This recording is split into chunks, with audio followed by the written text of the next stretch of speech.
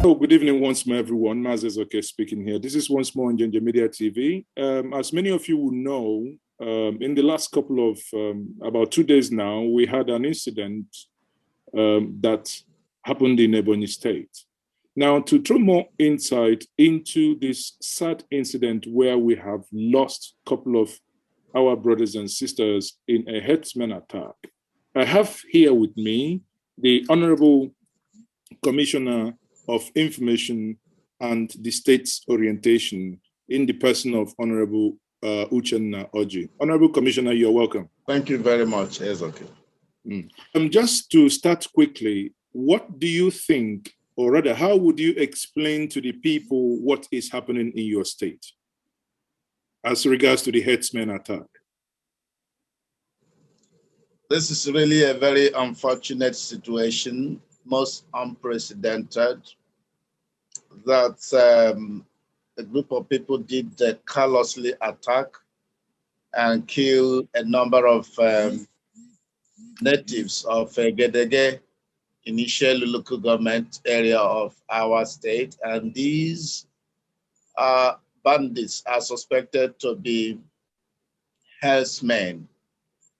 This happened in the last 24 hours. The governor has visited the place, has commiserated with the families of the victims, and has given a marching order for security agencies to immediately wade in and fish out perpetrators. But in addition to this directive, which is a funding to ensure that the perpetrators are cracked down, is also mobilizing the natives to really organize themselves into local vigilante, which is the doing of the council chairman, as it were. They will help to provide intelligence information to help in tracking the perpetrators and, of course, other criminal elements that may wish to have a repeat of such thing. Everywhere in each of the local government area, we have a total number of 4,000 number vigilante. That is what we call the neighborhood watch that have been deployed to ensure that the strengthened security operations, of course, in synergy with the security or conventional security agencies. Government is not resting on its laurels in getting all of this sorted out. I want to actually find out how many people do we have in this incident confirmed dead? Yeah, the security report shows about 15 number of people who've been confirmed dead, and of course, destructions were made. But it must be noted that we never had this kind of story in the past. We have our security architecture, including committee formations in each of the local government areas that interface with herdsmen, that interface with farmers to ensure that there are no big errors or misunderstanding. And where they exist, this committee will now step in to resolve, and where crime is involved, criminal elements will be arrested and will be punished according to law.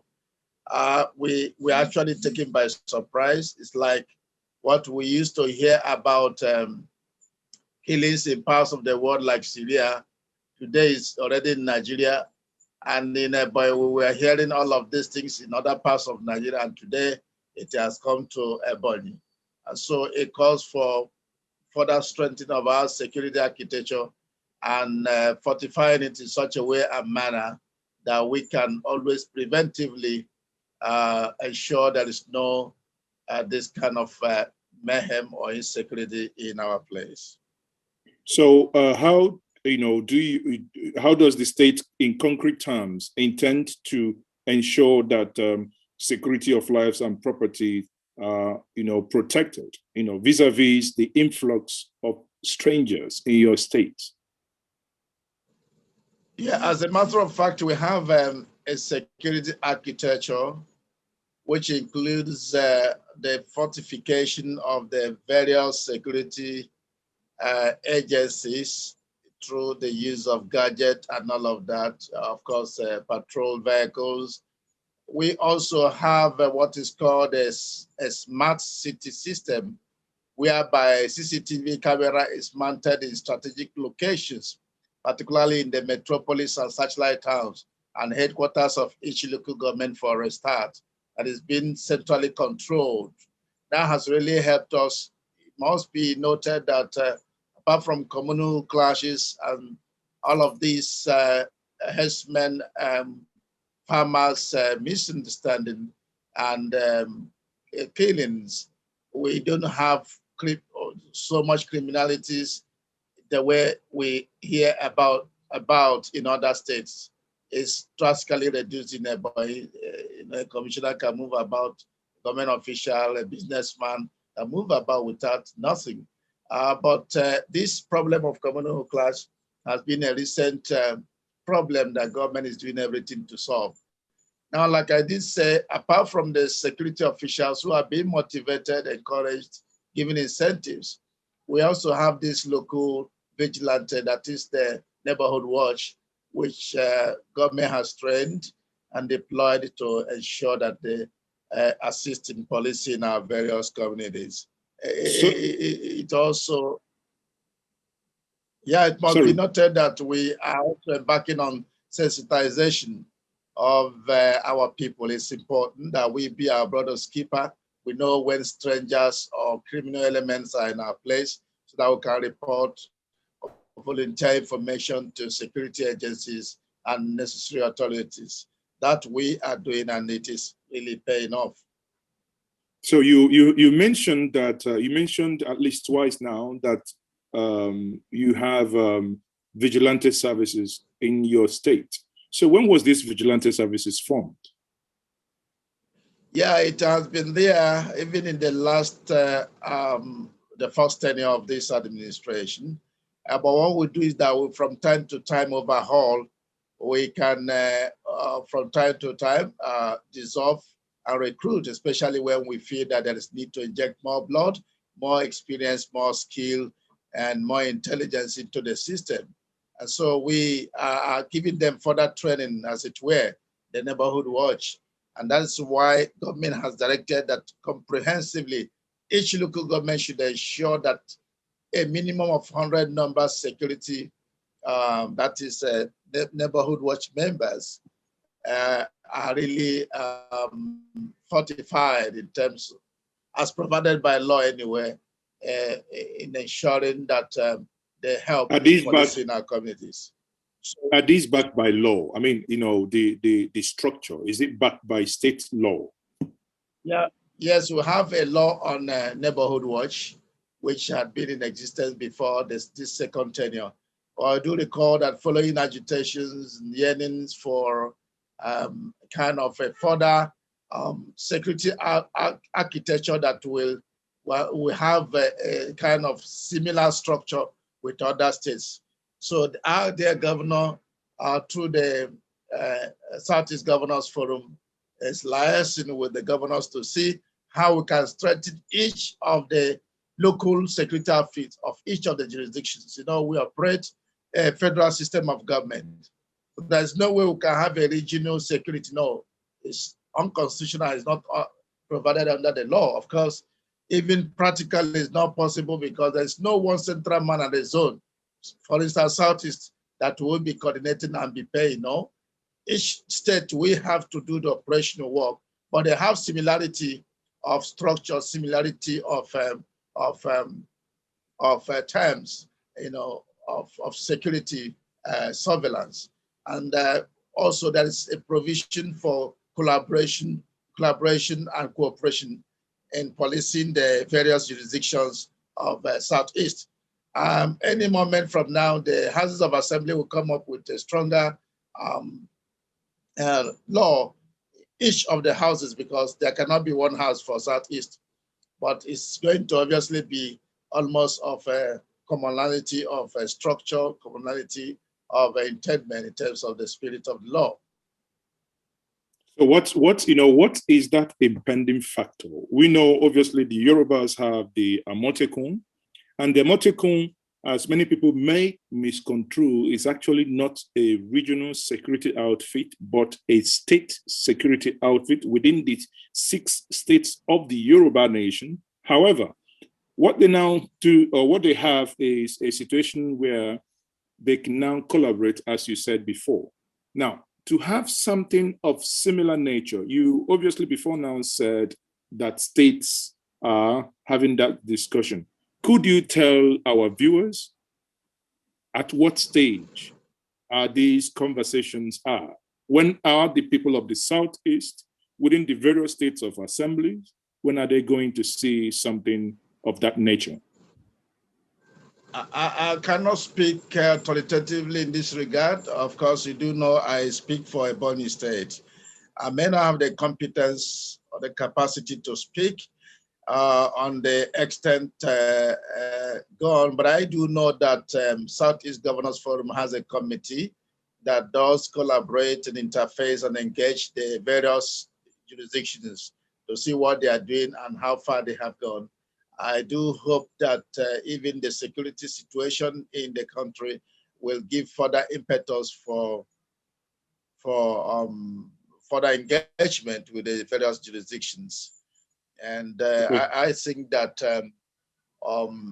going forward, if this is done, it will help in increasing the security architecture and surveillance of the various jurisdictions. So, Commissioner, one more question, please.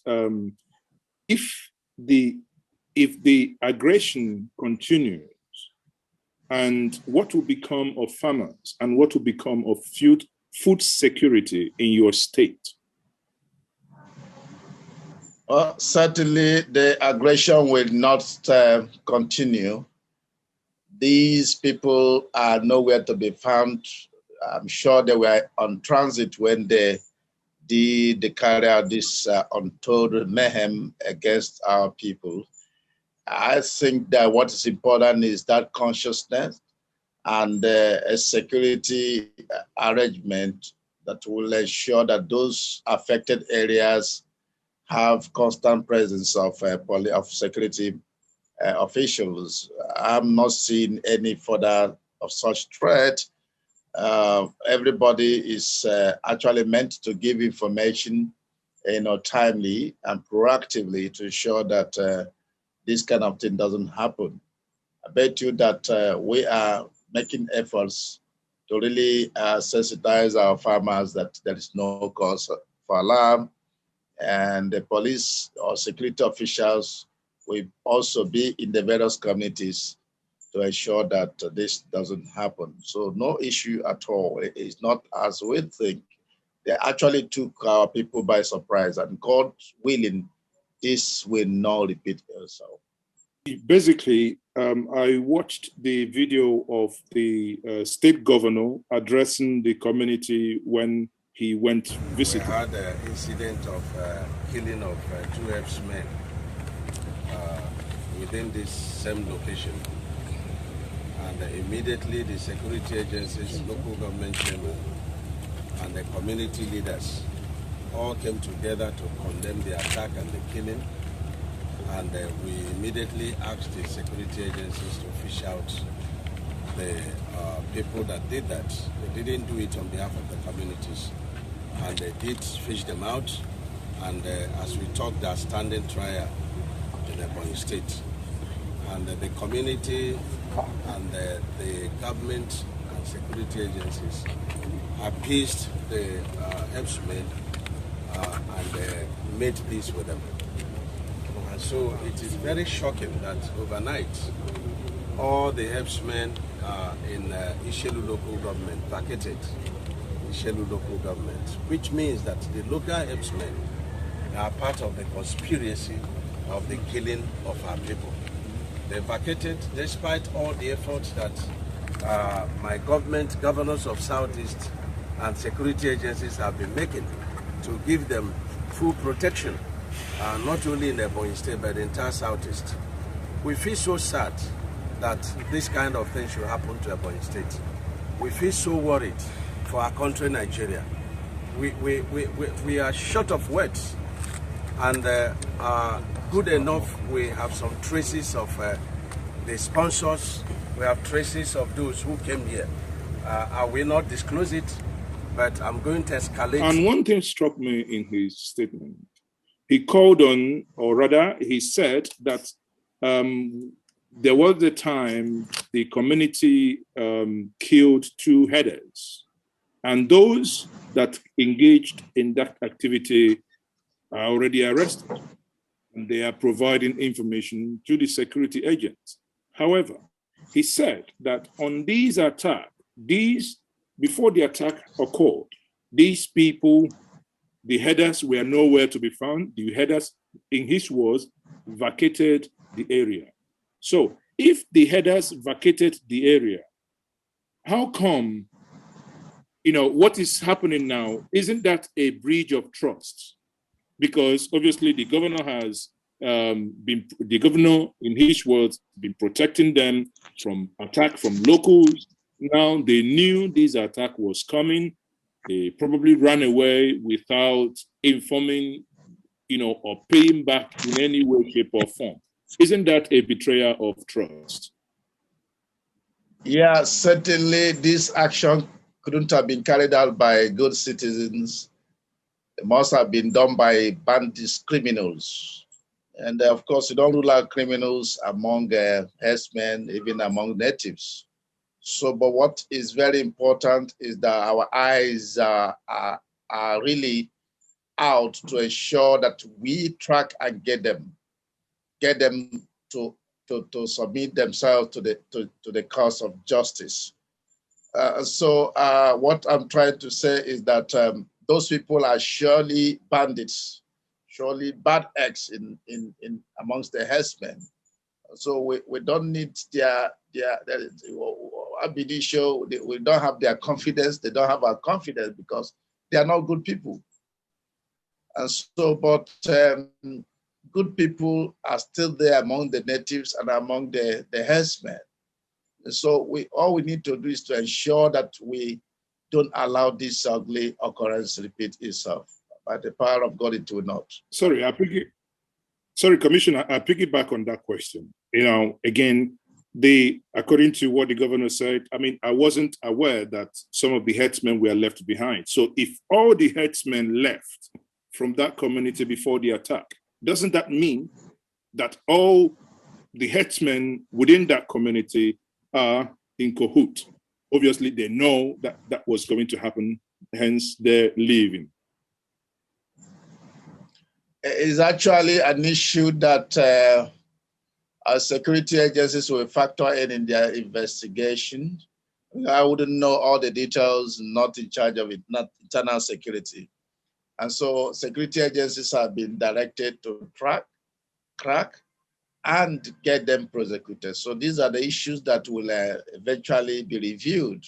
I can only say that what happened in that place by the power of God will not be allowed to happen again. It is actually a doing of both the native and security agencies. Natives have to give information immediately they suspect any foul situation among strangers who are living in their place. So we need to know our neighbors, to know the strangers in our land, to know when they have started to carry out some suspicious actions, or so that we can now make necessary reports that will help to arrest the situation. Okay, so Commissioner, I understand you are very busy, but before I let you go, there has been accusations of lands that were given to herdsmen, and I've read also where that has been debunked. Now, could you tell us here, the world is watching, what is the true situation? Is that true that in your state, lands were given to herdsmen free of charge? Is that true? How can it be possible? How can it be true? Did that land was sold to them, or that land was acquired by state government and given to them? We have had a traditional herdsmen for many years. they move from one area to the other, as herdsmen they are. But what we do is that within the native farms, we allow them only in uncultivated piece of farm where, we operate shifting cultivation. But, most of the time they will take advantage of the fact that they are alone there. They will now encroach into cultivated farms. And that is where the conflict lies. And we are doing everything possible to ensure that we make relevant laws, legislations that will stop them from such kind of movement. So where is your state now regarding the issue of banning open grazing? Because obviously this conflict is no stranger to, it's not something new. When we talk about herder-farmer clash, I found it a little bit irritating in the ears because the farmer is at home in his house. The herdsman is the one that used cow to go from point A to B. Now, and if that continue, the resources are becoming so scarce. Is there anything the state is doing to move the people into, or rather to help start ranching, or also to ban open grazing within the state? Yeah, this is a doing of policy of governments. I know that we have relevant legislations and policies, as it were, that are aimed at really restricting these herdsmen, from entering into farmlands, moving, on the third roads, highways, and all of that. But of course, you know that this is where the issue lies. They breach the rules, they breach the laws. And we have a committee system that really monitors to ensure that there is compliance. But of course, most of the time, these people will not comply with those rules. And in some cases, they are punished under the law. In some cases, they are made to pay compensation to any farmer that they destroy their farm produce. So this is what we are doing. But I'm sure that with all of these situations, more can be done to strengthen our legislation, to restrict them more, so that while we don't violate their right of living in any part of Nigeria, they will not also violate any right of any native or farmers in our state. Obviously, I do not see the intention here to violate any person's right. We are all Nigerians and we can live anywhere. However, where one's right begins is where one another's ends. So in that case, one would wonder if they are constantly invading the space of farmers and local villagers. Question thereof is, can't we promulgate a law to ban their movement? That is not infringing in their rights. That is safeguarding your people. This is what the law will take care of. It's not going to be by proclamation or by a mere word of mouth or pronouncement by government. It's going to be a legislative issue, which by the state or by the federal government. Yeah, it requires a deliberate and cooperative action of both the federal government and state government in this regard, to ensure that legislations are made to really protect the farmers, also protect the legitimate herdsmen that are going about their normal business. Okay, Commissioner, before I let you go, one more question, or rather one more comment from me will be, what is your message to the people of Ebonyi that might be distraught at this point in time? The message is very clear. Our dear governor is not sleeping, is not rather resting on his oars in ensuring that the tension generated by this killing is stopped, and that is by ensuring the security presence in the affected areas, and of course ensuring the strengthening of the neighborhood watch to police the various communities. Again, our people should also know that comparatively slow crime rate, and a governor very energetic, very passionate about his people, is on top of every security situation, call it communal clash, and very soon you will hear a different story. We would also use the opportunity to speak to those who would take to social media to say it the way it is not about Ebonyi State, with a view to,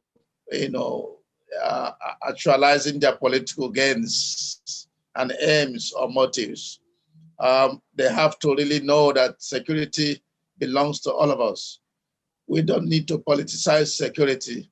We need to all have our hands together on the deck, government, the people, opposition, ruling, to ensure that we stamp out criminalities and criminal elements from our place.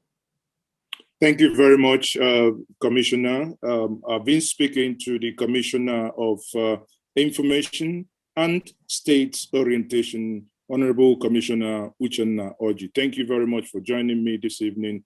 Once more, this is still Njenje Media TV. Thank you very much and have a wonderful day, Commissioner. Thank you. I appreciate very highly.